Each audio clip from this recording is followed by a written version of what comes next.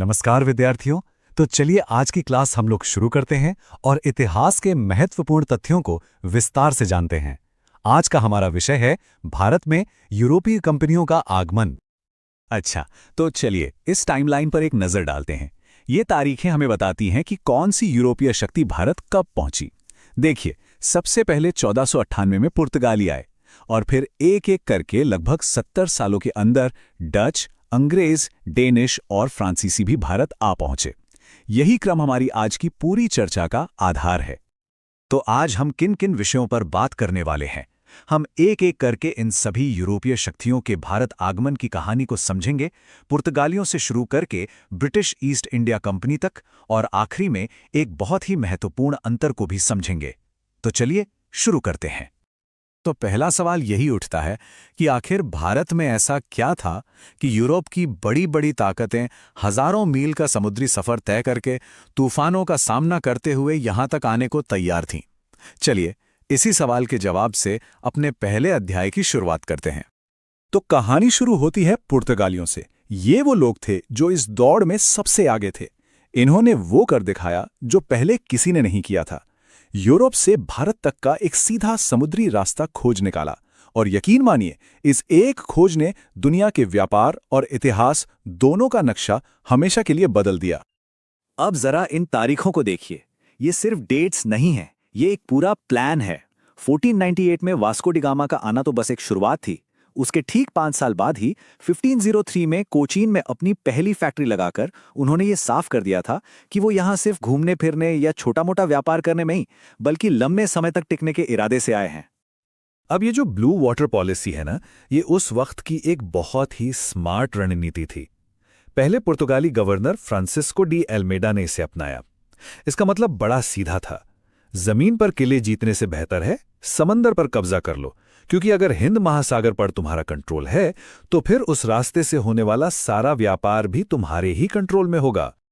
Almeida के बाद जो शख्सियत आती हैं वो हैं अफोंसो डी अल्बुकर्क। इन्हें भारत में पुर्तगाली शक्ति का असली संस्थापक माना जाता है। इन्होंने 1510 में गोवा पर कब्जा किया, जो अगले 450 सालों तक पुर्तगालियों का सबसे मजबूत गढ़ बना रहा। साथ ही उन्होंने पुर्तगाली पुरुषों को भारतीय महिलाओं से शादी करने के लिए भी प्रोत्साहित किया, ताकि यहां उनकी जड़ें और गहरी हो सकें। और फिर 1530 में एक और बड़ा स्ट्रैटेजिक मूव होता है। नीनो डी कुन्हा ने राजधानी को कोचीन से बदलकर गोवा को बना दिया। अब ये सिर्फ एक शहर बदलना नहीं था, बल्कि ये एक बहुत सोचा समझा फैसला था। गोवा एक बेहतरीन बंदरगाह था और सामरिक रूप से ज्यादा सुरक्षित भी। इस एक कदम ने गोवा को पुर्तगालियों के पूर्वी साम्राज्य का केंद्र बना दिया। तो अब तक कहानी में पुर्तगाली अकेले थे, लेकिन जाहिर है वो ज्यादा दिन अकेले नहीं रहने वाले थे। जल्द ही मैदान में 2 और नए खिलाड़ी उतर आए, डच और डेनिश, और इनके आने से भारत के व्यापार पर कब्जे की लड़ाई और भी ज्यादा दिलचस्प हो गई।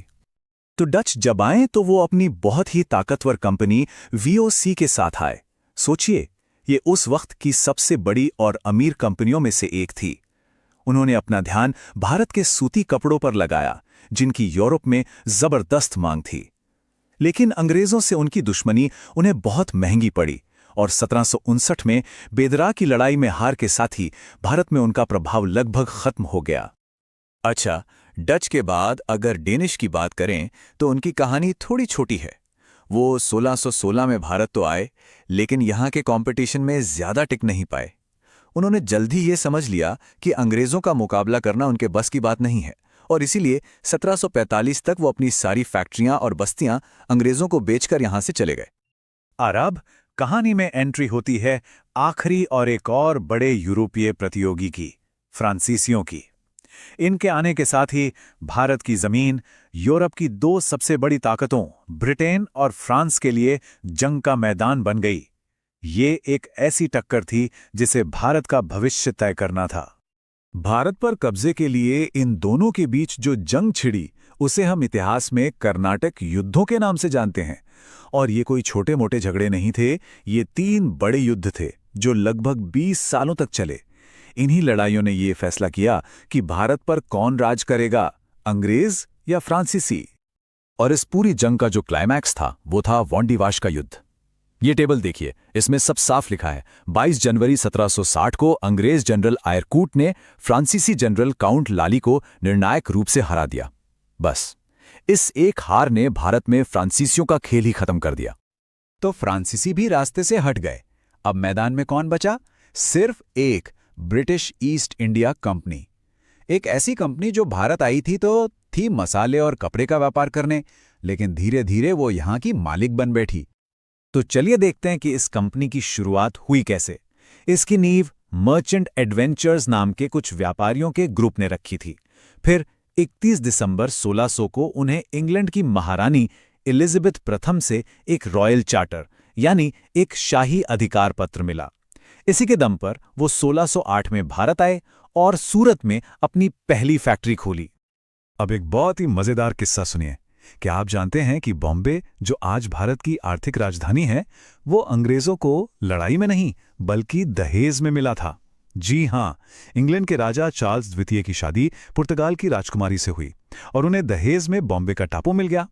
राजा ने इसे सिर्फ 10 पाउंड सालाना किराए पर कंपनी को सौंप दिया। ये शायद इतिहास की सबसे फायदेमंद डील में से एक थी। अगर बॉम्बे मिलना एक बड़ा मौका था तो 1717 में जो हुआ उसने तो कंपनी की किस्मत ही पलट दी। मुगल बादशाह फर्रुखसियर ने एक ऐसा शाही फरमान जारी किया जिसे कंपनी का मैग्ना कार्टा कहा जाता है। इस फरमान ने कंपनी को बंगाल में बिना कोई टैक्स दिए व्यापार करने की खुली छूट दे दी और यहीं से उनकी असली ताकत और लालच दोनों का बढ़ना शुरू हुआ। अच्छा, अब आखिर में एक बहुत जरूरी बात पर ध्यान देते हैं जिसमें अक्सर कंफ्यूजन हो जाता है। कंपनियों के भारत आने का क्रम और उनकी कंपनियों की स्थापना यानी उनके बनने का क्रम, इन दोनों में एक छोटा सा फर्क है। चलिए इसे समझते हैं। तो पहले देखते हैं भारत पहुंचने का क्रम। देखिए, सबसे पहले पुर्तगाली आए 1498 में, उनके बाद डच, फिर अंग्रेज, फिर डेनिश और सबसे आखिर में आए फ्रांसीसी। ये है उनके भारत आने का सही क्रम। लेकिन ट्विस्ट यहां है, जब हम कंपनियों की स्थापना यानी उनके बनने के क्रम को देखते हैं तो कहानी थोड़ी बदल जाती है। अंग्रेजों ने अपनी कंपनी डच से 2 साल पहले 1600 में ही बना ली थी। तो भले ही डच भारत पहले पहुंचे, लेकिन अंग्रेजों की कंपनी पहले स्थापित हो चुकी थी। यही वो छोटा सा फर्क है जिसे याद रखना बहुत जरूरी है। विद्यार्थियों, यदि ये वीडियो आपको उपयोगी लगा हो तो इसे लाइक करें, अपने दोस्तों के साथ शेयर करें और ऐसे ही ज्ञानवर्धक वीडियो के लिए हमारे चैनल साहित्य प्रकाश को सब्सक्राइब जरूर करें। तो ये थी भारत में यूरोपीय कंपनियों के आने की कहानी, जो व्यापार से शुरू होकर साम्राज्य तक जा पहुंची। हमारे साथ बने रहने के लिए धन्यवाद।